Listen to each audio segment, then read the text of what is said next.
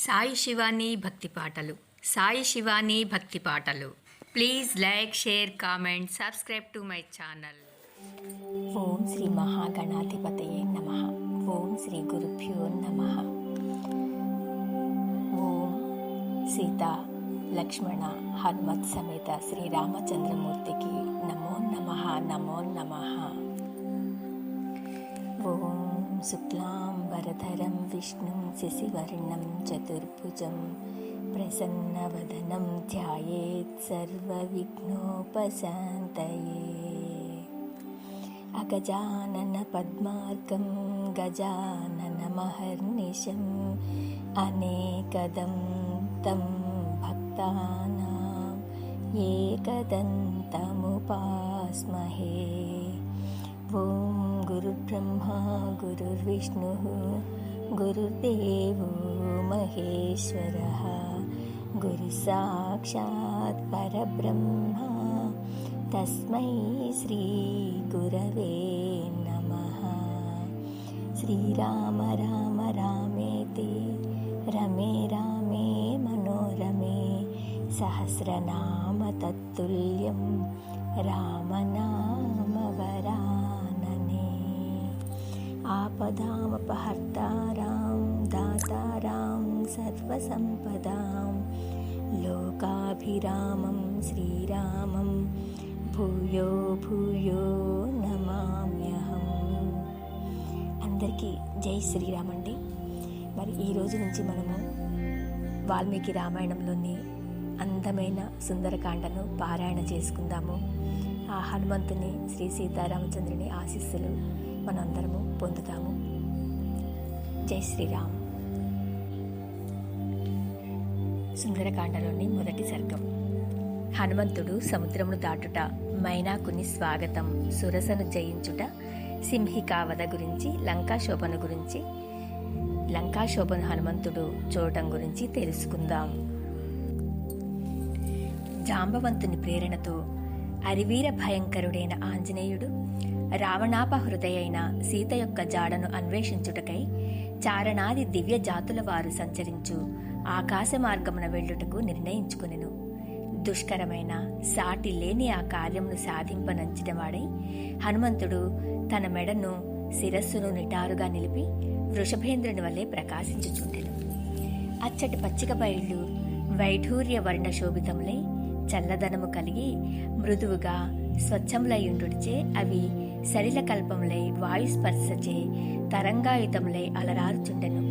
అంతట ధీరుడును మహాబలశాలియు అయిన హనుమంతుడు వాటిపై హాయిగా అటు ఇటు సంచరించుచుండెను. ప్రతిభాశాలి అయిన హనుమంతుడు ఒక మహాసింహం వలె విజృంభించుచు తిరుగుచుండగా ఆయన వక్షస్థలం యొక్క తాకిడికి అచ్చటి వృక్షములు కూలిపోసాగాయి. వాటిపై గల పక్షులు భయపడ్డాయి. పెక్కు మృగములు అసువులను కోల్పోయినాయి. ఆ మహేంద్రగిరి సహజముగానే నీలము, ఎరుపు, పసుపు, ఆకుపచ్చ, తెలుపు, నలుపు మొదలగు చిత్ర విచిత్ర వర్ణములు గల ధాతువులచే అలంకృతమై ఉండెను. అచ్చట దేవతాసములైన కామరూపులకు యక్ష, కిన్నెర, గంధర్వ, నాగులు పలు పరికరములతో నిరంతరము సంచరించుచుండిరి. అసంఖ్యాకములైన ఏనుగులతో ఒప్పుచున్న ఆ మహేంద్రగిరి తలమున నిలిచియున్న కపివీరుడు జలాశయమునందలి ఒక మహాగజము వల్లే భాషించెను. అతడు సూర్యునకును, మహేంద్రునకును, వాయుదేవునకును, బ్రహ్మదేవునకును, ఇతర దేవతలకును అంజలి ఘటించి బయలుదేరుటకు నిశ్చయించుకొనెను. పిమ్మట కార్యదక్షుడైన మారుతి తూర్పునకు తిరిగి తన తండ్రియగు వాయుదేవునకు ప్రణమిల్లెను. దక్షిణ దిశగా వెళ్లదలచిన వాడే అతడు తన శరీరమును పెంచెను. రామ కార్యసిద్ధికై సముద్రమును లంఘింప నిశ్చయించుకొని వానర వీరులందరూ చూచుచుండగా అతడు పున్నమి దినములయందు ఉప్పొంగు సముద్రుని వల్లే వృద్ధి చెందెను. హనుమంతుడు సముద్రమును అవలీలగా దాటగోరి అపరిమితముగా తన శరీరమును పెంచెను. లంఘించుటకు ఉద్యుక్తుడై మహేంద్రగిరిని తన కరచరణములచే బలముగా అదిమెను. ఆ పర్వతము స్థావరమే అయినను మారుతి గట్టిగా అదుముటచే అది కొన్ని క్షణముల పాటు కంపించెను. విరబూసిన చెట్ల కొమ్మల నుండి పువ్వులన్నీ జలజల రాలెను. చెట్ల నుండి రాలి సువాసనలను వెదజల్లుతున్న పుష్పములతో ఆ పర్వతము నిండిపోయెను. అప్పుడది ఒక పూల కొండవల్లే భాసించెను. ఆ మహావీరునిచే అదమబడిన ఆ పర్వతము ఒక భద్ర గజము మదజలములను వలె జలధారలు స్రవింపజేసెను. మహాబలశాలి అయిన ఆ మారుతిచే అదమబడిన మహేంద్రగిరి తన పగుళ్ల నుండి బంగారు, వెండి, కాటుక ధారలను వెలిగక్కెను. ఏలైనా అగ్ని యొక్క సప్తార్చులలో మధ్యమార్చి అనున్నది సులోహిత. దాని జ్వాలల నుండి పొగలు వెలువడుచున్నట్లు ఆంజనేయునిచే అదమబడిన ఆ మహేంద్రగిరి నుండి పెద్ద పెద్ద ఎర్రని శిలలు ముక్కలు ముక్కలుగా బయటపడసాగెను. ఆ గిరి గట్టిగా అదమబడుటచే దాని గుహలయందు అంతటా నివసించుచున్న ప్రాణులన్నీను మిగుల నలిగి వికృత స్వరములతో గగ్గోలు పెట్టెను. శైలపీడకులోనే ఆ వివిధ ప్రాణులు ఆక్రందన ధ్వనులు పృథ్వీయందు అంతటా నిండెను. ఉపవనములయందును దశ దిశలయందును వ్యాపించెను. స్పష్టముగా వ్యక్తమగుచున్న స్వస్తిక లక్షణములు గల విశాలమైన పడగలతో భయంకరముగా విషాగ్నులను గ్రక్కుచు సర్పములు తన కోరలతో శిలలను కాటువేయచ్చు గట్టిగా పట్టుకొనసాగెను. బుసలు కొట్టుచున్న విషసర్పముల కాటుకులోనైనా ఆ గండశిలలు విషాగ్ని కీలలతో మండెను.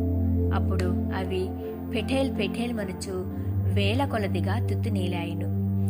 ఆ మహేంద్రగిరిపై పుట్టి పెరిగిన ఓషధులలో విషహరములైనవి పెక్కుగలవు. అయినను అవి ఆ మహాసర్పముల ఘోర విషమును మాత్రము హరింపజాలకపోయినవి. భూతములచే ఈ కొండ పగులగొట్టబడుచున్నది అని తలంచి తాపసులు కలత చెందిరి. విద్యాధరులను భయపడి తమ స్త్రీలతో కూడా అచటి నుండి ఆకాశమునకు ఎగిరిపోయిరి. ఆ విద్యాధరులు పానభూమి అందలి మధుర పానీయములు గల బంగారు పాత్రలను, అమూల్యములైన భోజన పాత్రలను, కనక కలసములను భయముతో అచ్చటనే వదిలి వెళ్ళిరి. వారు లేహ్యములను, రుచ్యములైన భక్ష్యములను, బాగుగా గుజ్జు కలిగిన వివిధ మధుర రసఫలములను, ఎద్దు చర్మములతో చేయబడిన డాళ్లను, బంగారు పిడులు గల ఖడ్గములను అచ్చటనే విడిచిపెట్టిపోయిరి. వారు గళముల యందు కంఠహారములను, ఎర్రని పూలమాలలను ధరించియుండిరి. శరీరములపై ఎర్ర చందనములను అలుముకొని ఉండిరి. సహజముగానే ఎర్ర తామరల వంటి వారి కన్నులు మధుపానముచే ఇంకను ఎరుపెక్కి ఉండెను. అట్టి విద్యాధరులు మిక్కిలి భీతితో ఆకాశమునకు చేరిరి. విద్యాధర స్త్రీలు హారములను, అందెలను, దండకడియములను, కరకంకణములను ధరించుండిరి. వారు సంభ్రమాశ్చర్యములతో దరహాసములతో తమ ప్రియులతో కూడి అంతరిక్షమున నిలిచియుండిరి. విద్యాధరులను మహర్షులను ఆకాశమున ఒక్కచోట చేరి నిరాధారముగా అంతరిక్షమున తేలియాడు తమ మహావిద్యను ప్రదర్శించుచు అచ్చటి నుండి మహేంద్రగిరిని కుతూహలంతో వీక్షింపసాగిరి. అప్పుడు నిర్మలాకాశమున నిలిచియున్న పవిత్రాంతఃకరణులైన ఋషుల, చారణుల, సిద్ధుల మాటలను వారు వినిరి. పర్వతాకారుడును, వాయునందనుడును, మిక్కిలి వేగము కలవాడును అయిన ఈ హనుమంతుడు మొసళ్లకు నిలయమైన సముద్రమును లంఘింపదలుచుచున్నాడు. అతడు శ్రీరామ కార్యార్థము వానరరాజైన సుగ్రీవుని ఆజ్ఞ మేరకు ఇతరులకు అసాధ్యమైన పనిని చేయతలచి దాటశక్యముగాని సముద్రం యొక్క ఆవలి ఒడ్డుకు చేరగోర్చున్నాడు. ఆ మహాత్ముల యొక్క ఈ వచనములను విని విద్యాధరుడు సాటి లేని ఆ వానరోత్తముని మహేంద్రగిరిపై చూసిరి. పర్వత సదృశుడైన ఆ మారుతి ఒక్కసారి ఒళ్ళు విరిచి రోమములను విదిల్చెను. ప్రళయ కాలమేఘము గర్జించినట్లు ఒక మహానాదము చేసెను. ఆ మారుతి ఎగుర సన్నద్ధుడై రోమములతో నిండి మొదట లావుగా నుండి క్రమముగా సన్నబడుచు వర్తులాకారముననున్న తన వాలమును గరుడు పామును విదిలించినట్లు విదిల్చెను. మహావేగగమనుడగు ఆ మారుతి తన వాలమును ఒక్కసారి విదిల్చెను. అప్పుడు పృష్ఠభాగం నుండి నిట్ట నిలువుగా వంకరగా నిలిచియున్న ఆ లాంగూలము గరుత్మంతుని చేకొనిపోబడు మహాసర్పము వలె గోచరించుచుండెను. ఆ కపీశ్వరుడు పెద్ద పెద్ద ఇనుప గుదియల వలెనున్న తన బాహువులను స్తంభింపజేసెను. ఊపిరి బిగపట్టి కటి ప్రదేశమును కృశింపజేసి పాదములను బాగుగా కుదించెను. శుభలక్షణ సంపన్నుడైన మారుతి తన భుజములను మెడను కుదించెను. అప్పుడు ఆ వీరుని యందు తేజస్సు, బలము, పరాక్రమము నిండారెను. ఆ మారుతి చూపులను పైకి ప్రసరింపచేయుచు తాను వెళ్లవలసిన మార్గమును దూరము నుండి పరిశీలించుచు ఆకాశమును నిశితముగా చూచుచు ఉచ్ఛ్వాసమును హృదయమునందు బిగబట్టెను. మహాబలశాలియగు ఆ కపివీరుడు పాదములను నేలపై దృఢముగా మోపి చెవులను రెక్కించి పైకి ఎగరటానికి సిద్ధుడయ్యాడు. వానర శ్రేష్ఠుడైన హనుమంతుడు అంగదాది వానరులతో ఇట్లనెను: వాయు వేగమున సాగిపోవు రామబాణము వలె నేను మిక్కిలి వేగముగా రావణునిచే పాలింపబడుచున్న లంకకు వెళ్ళెదను. అచ్చట జానకీమాతను కాంచజాలనిచో అదే వేగమున సురలోకమునకు పోయేదను. ఆ స్వర్గమున కూడా సీతాదేవిని దర్శింపనిచో రాక్షసరాజైన రావణుని అవలీలగా బంధించి తీసుకుని వచ్చెదను. ఏది ఏమైనను కృతకృత్యుడనై సీతతో సహా తిరిగి వచ్చెదను. లేనిచో రావణునితో సహా లంకను పెకిలించుకొని తీసుకుని రాగలను. వానరోత్తముడైన హనుమంతుడు తోటి వానరులతో ఇట్లు పలికి మిక్కిలి వేగముగా సాగి పోగల ఆ మారుతి ఎట్టి జంకు గొంకులు లేక అతివేగముగా అంతరిక్షమునకు ఎగిరెను. అప్పుడు ఆ కపీశ్వరుడు తనను గరుత్మంతునిగా భావించుకొనెను. అతడట్ల ఎగురినప్పుడు ఆ వేగమునకు పర్వతముపై గల వృక్షములన్నీయు అన్ని వైపుల నుండి కొమ్మలతో సహా ఆకాశానికి ఎగిరెను. మదించిన కొక్కెరలను, కొంగలను, పువ్వులతో నిండిన వృక్షములను తన ఊరు వేగమున వెంటగొనిపోవచ్చు నిర్మలమైన ఆకాశమున అతడు పురోగమించెను. సుదీర్ఘ యాత్రకు బయలుదేరిన ఆత్మీయుని వీడ్కొల్పుటకు ప్రియబంధువులు కొంత దూరము అనుసరించినట్లు ఆ కపివీరుని ఊరు వేగమునకు పైకెగిరిన వృక్షములన్నీను ఒక ముహూర్త కాలము అతనిని వెన్నంటినవి.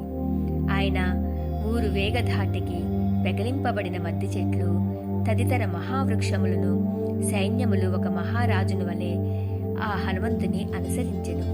పర్వతాకారుడును కపివరుడును అయిన ఆ హనుమంతుడు బాగుగా పుష్పించిన పెక్కు మహావృక్షములతో పరివృతుడు అగుటచే మిక్కిలి అద్భుతముగా కనబడుచుండెను. దేవేంద్రునకు భయపడి పర్వతములు సముద్రములో దాయుకొన్నట్లున్న చేపగల చెట్లన్నీయు దాగుకున్న బరువుగల చెట్లన్నీయు జలధిలో పడి మునిగిపోయెను. మేఘ సదృశుడై అలరారుచున్న విశాలాకృతి గల ఆ హనుమంతుడు వివిధములకు కుసుమములతో, చిగుళ్లతో, మొగ్గలతో పరివృతుడై మెణుగురు పురుగులతో కూడిన పర్వతము వలె శోభిల్లెను. ఆత్మీయులను కొంత దూరము అనుసరించి వెనుకకు మరలిన మిత్రుల వలె ఆ చెట్లు ఆయన వేగముతో కొంత దూరము అనుసరించి ఆయన వేగము నుండి విడిపడి పువ్వులను రాల్చుచు నీటిలో పడి అంతటను వ్యాపించెను. ఆ హనుమంతుని వాయువేగ కారణముగా వృక్షముల యొక్క వివిధములకు పుష్పములు కొంత దూరము కొనిపోబడినవై తేలికగా ఉండుట వలన తుదకు విచిత్రముగా అవి సాగరమున పడిపోయెను. అప్పుడు ఆ మహాసముద్రము అసంఖ్యాకములైన నక్షత్రములతో కూడిన ఆకాశము వలె శోభిల్లెను. వివిధములగు రంగుల గల పుష్ప సమూహములు మారుతి శరీరముపై అంటుకొని ఉండగా అతడు ఆకాశమున మెరుపు తీగలతో అలరారు మేఘము వలె ప్రకాశించెను. ఆయన వేగముచే చెల్లా చెదురై పడి ఉన్న పూలతో ఆ సముద్ర జలము మనోజ్ఞమై ఉదయించుచున్న మనోహరములైన నక్షత్రములతో అలరారు ఆకాశము వలె విలసిల్లెను. బాగుగా చాచబడినవై అంబరమున అలరారుచున్న ఆ మారుతి 2 బాహువులు పర్వతాగ్రము నుండి వెలువడిన 5 పడగల సర్పము వల్లే భాసిల్లుచుండెను. మహావేగగమనుడైన ఆ కపివరుడు ఉత్తుంగ తరంగములతో అలరారు ఆ సముద్రమును తన ఛాయ ద్వారా జురుచున్న వాని వలె ఒప్పారెను. ఇంకను అతడు ఆకాశమునకు పానము చేయగోరు వాని వలె భాసిల్లెను. వాయు మార్గమున సాగిపోచున్న ఆయన యొక్క కన్నులు విద్యుత్ కాంతుల వలె మెరయుచు పర్వతమునందలి 2 అగ్నుల వలె ప్రకాశించుచుండెను. వానర శ్రేష్ఠుడైన మారుతి యొక్క నేత్రములు పింగళ వర్ణము గలిగి మిక్కిలి విశాలములై గుండ్రముగా విలసిల్లుచుండెను. అప్పుడవి ఉదయించుచున్న సూర్యచంద్రుల వలె భాసిల్లుచుండెను. ఎర్రని నాసిక గల ఆయన ఎర్రని ముఖమండలము సంధ్యారాగ సంశోభితమగు సూర్యమండలము వలె విలసిల్లుచుండెను. ఆకాశమున తేలిపోవుచున్న వాయుపుత్రుని యొక్క వాలము మహోన్నతముగా నిలిచి పైకెత్తబడిన ఇంద్రధ్వజము వలె శోభిల్లుచుండెను. మహాత్ముడును తెల్లని పలువరస గలవాడును మిక్కిలి ప్రజ్ఞాశాలియు అయిన ఆ వాయునందనుడు చక్రాకృతిలోనున్న వాలముతో కూడి పరివేషము అంటే చుట్టూ కాంతి వలయముతో ఒప్పుచున్న భాస్కరుని వలె తేజరిల్లెను. ఎర్రని వాల మూల ప్రదేశ శోభలతో ఉన్న ఆ కపీశ్వరుడు గైరికాది ధాతువులతో 2గా విభజింపబడిన పర్వతము వలె విరాజిల్లెను. సముద్రమును లంఘించుచూ పోవుచున్న ఆ వానర వీరుని బాహుమూలముల ద్వారా ప్రసరించు వాయువు మేఘ గర్జన వలె ధ్వనింపసాగెను. పొడవైన వాలముతో కూడి ఉత్తర దిశ నుండి దక్షిణ దిశకు సాగిపోవచున్న ఆ కపివరుడు ఆకాశమున ఉత్తరమున పొడిమి దక్షిణ దిశగా రాలిపోవు తోకచుక్క వల్లే గోచరించెను. ఉల్కాపాతము లోకమునకు అశుభ సూచకము. అట్లే మారుతి దక్షిణ దిక్కునకు సాగిపోవుట లంకకు అరిష్ట సూచకం. సాగిపోవుచున్న సూర్యుని వలె కనిపించుచున్న విశాల దేహము గల ఆ వానరేంద్రుడు కక్షయందు బంధింపబడిన మహామాతంగము వలె శోభిల్లెను. హనుమంతుడు ఆకాశమున సాగిపోవుచుండెను. ఆయన నీడ సముద్ర జలములలో ప్రతిబింబించు లోతుగా మునిగి ఉండెను. నీటిలో కొంత మునిగి మిగిలిన భాగము నీటిపై తేలుచు అనుకూల పవనముల ప్రభావమున సాగిపోవు నౌక వలె అతడు ఒప్పెను. ఆకాశమున ఆ మారుతి సాగిపోవునప్పుడు అతడు దాటుచున్న సముద్ర ప్రాంతములన్నీయు అతని ప్రబల వేగమున అల్లకల్లోలములై ఉన్మాదభరితములైనట్లు కనబడెను. కొండలంత ఎత్తునకు ఎగురుచున్న సముద్ర తరంగములను తన వక్షస్థలముతో నెట్టుచు వాటిని చిన్నాభిన్నము గావించుచు ఆ మహాకపి మిక్కుల వేగముగా ఆకాశమున తేలిపోవచ్చుండెను. హనుమంతుని గమన వేగమున ఏర్పడిన బలీయమైన వాయువు, మేఘముల నుండి వెలువడు గాలియు రెండునూ కలిసి భయంకర ఘోషలతో గూర్నిల్లుచున్న సముద్రమును ఇంకను కంపింపజేశాయి. లవణ సముద్రమునందు ఉవ్వెత్తుగా ఎగురుచున్న పెద్ద పెద్ద తరంగ పంక్తులను చెల్లా చెదురు కావించుచు ఆ కపివరుడు ఒక విభజన రేఖ వలె భూమ్యాకాశములను వేరు చేసినట్లు సాగిపోవచ్చుండెను. మహావేగగమనుడైన హనుమంతుడు మేరు మందర పర్వతముల యందు ఎత్తున ఎగిరి ఎగిరి పడుచున్న ఆ మహాసముద్ర తరంగములను లెక్కపెట్టుచున్న వాని వలె ముందునకు సాగెను. ఆ నందనుని వేగముచే పైకెగసిన సముద్ర జలము ఆకాశమునందంతటా వ్యాపించి జలముతో కూడిన తెల్లని శరత్కాల మేఘము వలె విలసిల్లెను. తరంగితమైన సముద్రం యొక్క జలములు అటూ ఇటూ తొలగిపోవటం వలన అందులోని తిమింగలాలు, మొసళ్ళు, పెద్ద పెద్ద చేపలు, తాబేళ్లు వస్త్రములు తొలగిన దిగంబరములైన మానవ శరీరము వలె కనబడుచుండెను. సముద్రములో సర్పములన్నీయు ఆకాశమున తేలిపోచున్న కపీశ్వరుని చూసి ఆయనను గరుత్మంతునిగా అనుకుని భయపడ్డాయి. ఆ వానర శ్రేష్ఠుని నీడ 10 యోజనముల పొడవు 30 యోజనముల వెడల్పు గలదై నీటిపై మిక్కిలి మనోహరంగా కనిపించుచుండెను. ఆ వాయునందనుని అనుసరించుచున్న విశాలమైన అతని నీడ సముద్ర జలములలో స్వచ్ఛమైన దట్టమైన మేఘ మండలము వలె విరాజిల్లుచుండెను.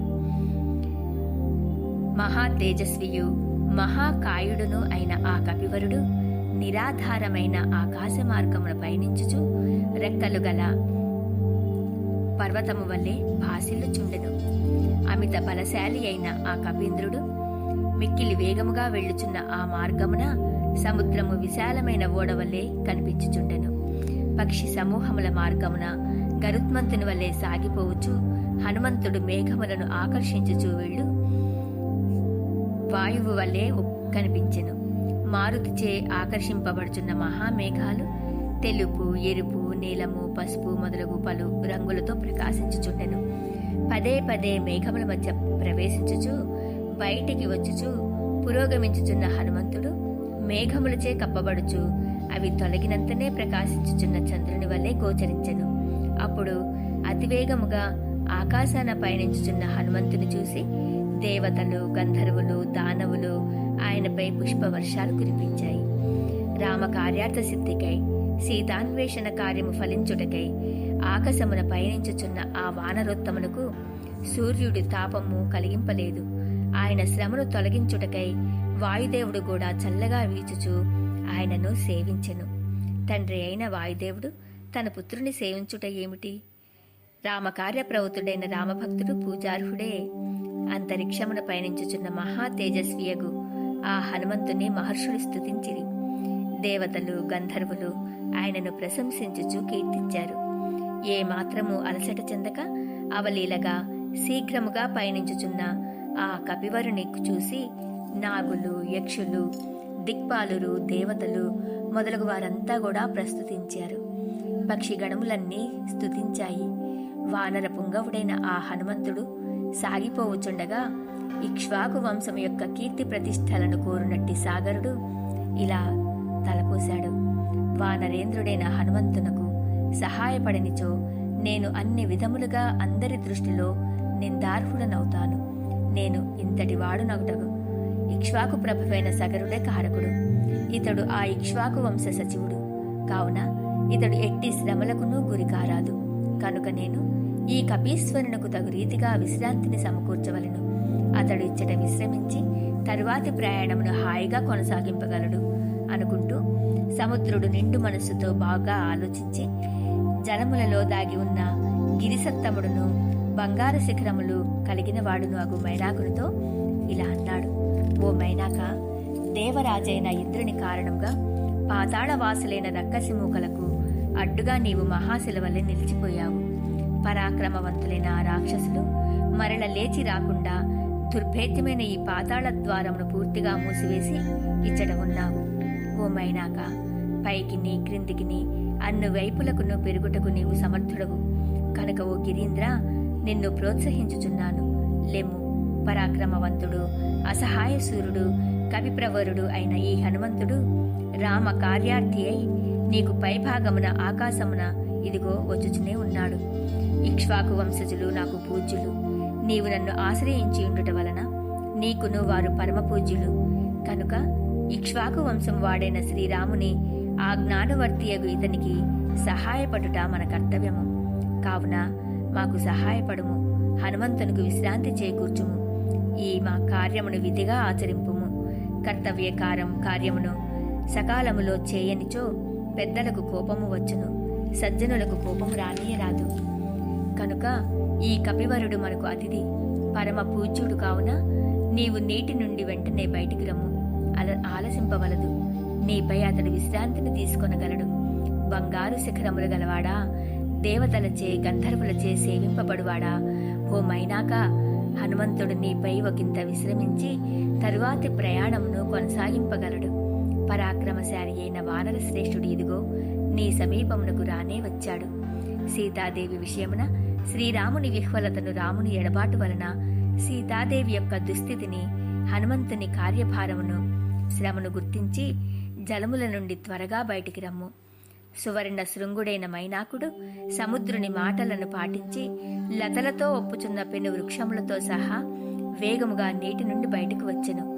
మేఘమండలమును చీల్చుకుని ప్రకాశించు కిరణములతో వచ్చు భాస్కరుని వలె అప్పుడు ఆ మైనాకుడు సాగర జలములను భేదించుకొని బయటికి వచ్చేశాడు. సముద్రునిచే నియోగింపబడిన మహాత్ముడైన ఆ మైనాకుడు సాగర జలములచే ఆవృతుడై ఒక్కసారిగా తటాలున తన శృంగములను దర్శింపచేసెను. ఆ మైనాకగిరి శిఖరములు బంగారు కాంతులు వీంచుండెను. వాటిపై కిన్నరులు విహరించుచుండెరి. మహాసర్పములు సంచరించుచుండెను. ఆ శిఖరములు ఆకాశమున వ్రాయుచు వరయుచు ఉదయించుచున్న సూర్యకిరణముల వలె అంతటా భాసిల్లుచుండెను. సముద్ర జలముల నుండి ఉవ్వెత్తుగా పైకి లేచిన మైనాక పర్వత శిఖరములు పుటము పెట్టిన బంగారు వన్నెలను విరజిమ్ముచుండెను. అందువలన లోహవర్ణము గల ఆకాశము కాంచన ప్రభలతో కనిపించుచుండెను. సువర్ణమయములే స్వయం ప్రభలతో వెలుగొందు శిఖరములతో విరాజిల్లుచు ఆ గిరీంద్రము వందల కొలది సూర్యులతో సమానముగా మిరుమిట్లు గొల్పుచుండెను. లవణ సముద్ర మధ్యమున అనూహ్యంగా పైకి వచ్చి ఎదురుగా నిలిచియున్న ఆ మైనాక పర్వతమును చూచి హనుమంతుడు ఇది ఒక ఆటంకము అని తలచెను. మిక్కిలి వేగముగా సాగిపోగల ఆ కపీశ్వరుడు వాయువు మేఘమును వలె అత్యున్నతమైన ఆ పర్వతమును తన వక్షస్థలంతో పడద్రోసెను.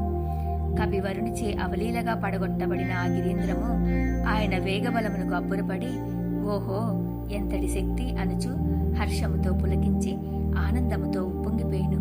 ఆ మైనాక పర్వతము ప్రేమతో ప్రసన్నమైన మనసుతో మానవ రూపమును ధరించి తన శిఖరముపై నిలిచి ఆకాశమున విడుచున్న ఆ కపివీరుని సమీపించి ఇలా పలికాడు. ఓ వానరోత్తమ, నీవు ఈ దుష్కర కార్యమునకు పూనుకొంటివి. అలసితివేమో.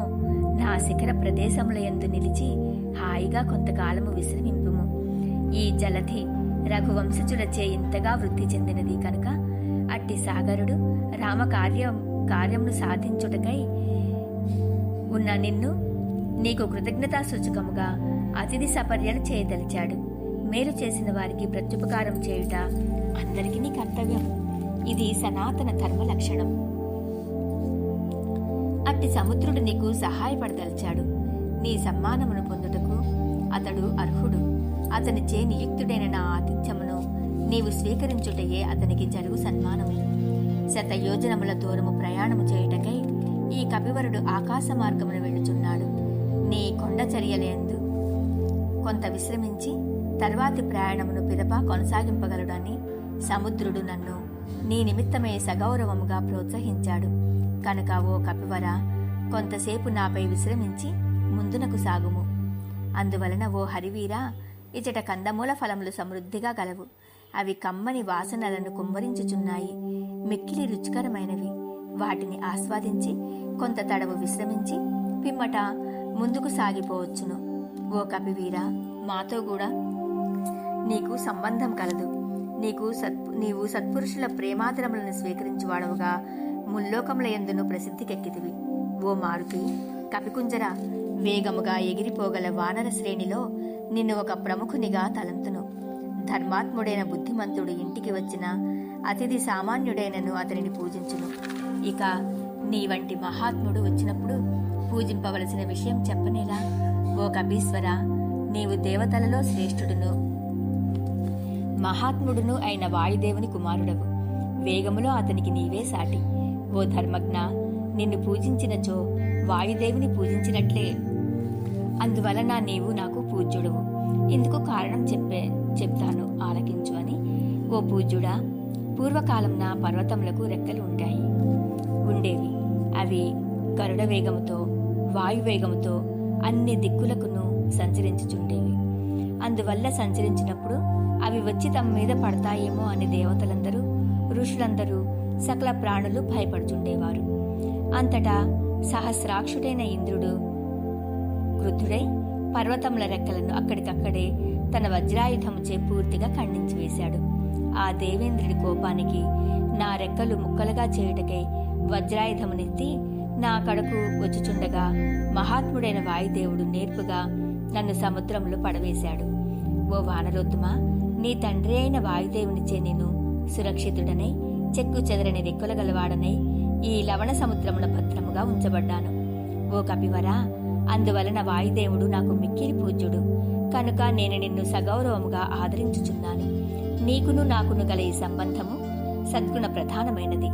ఓ కపీశ్వర, ఈ సంఘటనల కారణముగా నీవు నిండు మనస్సుతో సముద్రనకును నాకును ప్రీతిని గూర్పుము. ఓ కపిసత్తమా, నీ దర్శనము వలన నేను ఆనందభరితుడనైతిని. ఇక్కడ కొంత తడవు ఆగి అలుపు తీర్చుకొనుము. మా పూజలను అందుకొనుము. మా ప్రేమను ఆదరింపుమని మైనాకుని మాటలను విన్న పిమ్మట హనుమంతుడు ఆ గిరివరునితో ఇట్లు పలికెను. నీ ఆదర వచనములకు తృప్తి చెందాను. నీ ఆతిథ్యమును స్వీకరించినట్లే భావించు. ఏమీ అనుకోవద్దు. కార్య సమయము మించిపోవచున్నది. పగలు గడిచిపోవచున్నది. ప్రొద్దు కృంకుచున్నది. మిత్రుల ఎదుట ప్రతిజ్ఞ చేసి ఉంటిని. కావున మార్గమధ్యమున ఇచ్చట ఆగుటకు వీలు లేదు. మహావీరుడైన ఆ హరిప్రవరుడు ఈ విధముగా పలికి తన కరస్పర్శతో మైనాకుని ఆతిథ్యమును స్వీకరించినట్లుగా ప్రకటించి ప్రసన్నముఖుడై ఆకాశమున కొంత పైకెగిరి మిక్కిలి వేగముగా ముందునకు సాగెను. వాయుసుతుడైన ఆ హనుమంతుని సముద్రుడు మైనాకుడు మిక్కిలి ఆదరముతో చూచుచు భక్తి తత్పరులై పూజించిరి. రామకార్యసిద్ధికి అనువగు ఆశీర్వచనములతో అభినందించిరి. అనంతరము మారుతి మైనాకుని సముద్రుని వీడ్కొని పైకి కొంత ఎత్తునకు ఎగిరి వాయు మార్గమున అనుసరించి నిర్మలాకాశమున ఇంకను వేగముగా పురోగమించెను. వాయునందనుడు ఇంకను పైకెగిరి ఆ గిరివరుని చూసుచు నిరాధారమైన నిర్మలాకాశమున ఇంకా వేగంగా ముందునకు సాగిపోయాడు. హనుమంతుడు వనర్చిన సదుష్కరమైన ఆ రెండవ కార్యమును చూచి దేవతలు, సిద్ధులు, మహర్షులు అందరూ ఆయనను ప్రశంసించారు. సముద్రమును లంఘించుటకై ఆకాశమునకు ఎగురుట మొదటి కార్యము. మైనాకుని అడ్డంకిని అధిగమించి పురోగమించుట రెండవ కార్యము. సహస్రాక్షుడైన ఇంద్రుడును అచ్చట నిలిచియున్న దేవతలందరూ కాంచన శిఖరములు గల ఆ మైనాకుని కృషికి మిక్కిలి హర్షించిరి. ధీశాలియగు దేవేంద్రుడు సంతోషాతిరేకమున గద్గద స్వరముతో కాంచన శిఖరములు గల గిరివరునితో స్వయంగా ఇట్లనెను. హిరణ్యనాభ, శైలేంద్ర, నీ కృత్యమునకు నేను మిక్కిలి సంతసించి తిని నీకు అభయమునిచ్చుచున్నాను. ఓ సౌమ్య, నీవింక హాయిగా నుండుము. మిక్కిలి పరాక్రమశాలి అయి 100 యోజనముల దూరమునకు పయనించుచున్న వాడును భయపడవలసిన సమయమునందు నిర్భయముగా ఉన్న హనుమంతునికి నీవు గొప్పగా సహాయపడితివి. ఈ కపీశ్వరుడు దశరథనందనుడైన శ్రీరాముని దూతగా వెళుచున్నాడు. అట్టి వాణిని నీవు సత్కరించినందులకు నేను మిక్కిలి సంతోషపడుతున్నాను. అనంతరము దేవతలకు ప్రభువైన ఇంద్రుడు పరితిష్ఠుడగుట గావించి పర్వతోత్తముడైన ఆ మైనాకుడు మిక్కిలి ఆనందం పొందెను. అంతట ఇంద్రునిచే అభయవరమును పొందిన ఆ గిరివరునకు మనస్సు కుదుటపడెను. హనుమంతుడు ఆ సాగర ప్రదేశమును ఒక క్షణకాలంలో దాటిపోయెను. పిమ్మట దేవతలు, గంధర్వులు, సిద్ధులు, మహర్షులు సూర్య తేజస్సు గల నాగమాతయగు సురసతో ఇట్లు పలికారు.